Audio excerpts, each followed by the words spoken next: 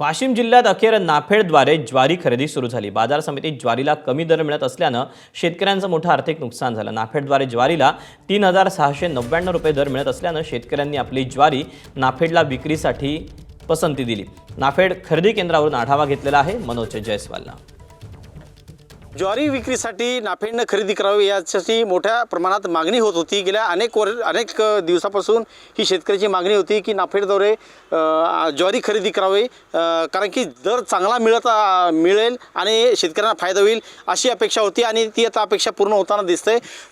ज्वारी खरेदीचा दर आता नाफेडद्वारा 3699 रुपयाचा झालेला आहे। मात्र बाजार समितीमध्ये जर विकायला गेलं तर 1700 ते 1800 रुपयाचा दर मिळत असल्याचं चित्र आहे। आपल्यासोबत तिथले अधिकारी आहेत नाफेडचे। मला सांगा दादा, काय खरेदी केव्हापासून सुरू झाली आणि नमस्कार. किती आलेली? कालपर्यंत 778 क्विंटल ज्वारी खरेदी झालेली आहे। आम्हाला खूप अपेक्षा आहे की जास्तीत जास्त खरेदी शेतकऱ्यांना लाभ होण्याकरता आपण जास्तीत जास्त खरेदी कशी करू यासाठी सगळे प्रयत्न चालू आहेत।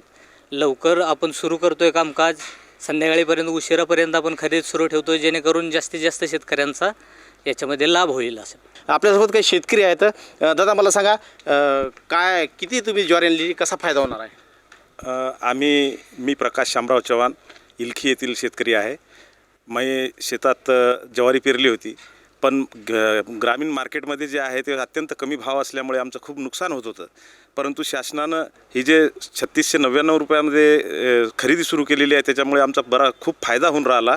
मी 50 क्विंटल ज्वारी आणलेली आहे। बरं सुनील जनार्दन भोयर, मी सावळी येथील शेतकरी हो। बरं मी माझी मार्केटमध्ये मागणी कमी असल्यामुळे तिथं माझं फार नुकसान होऊ लागलं।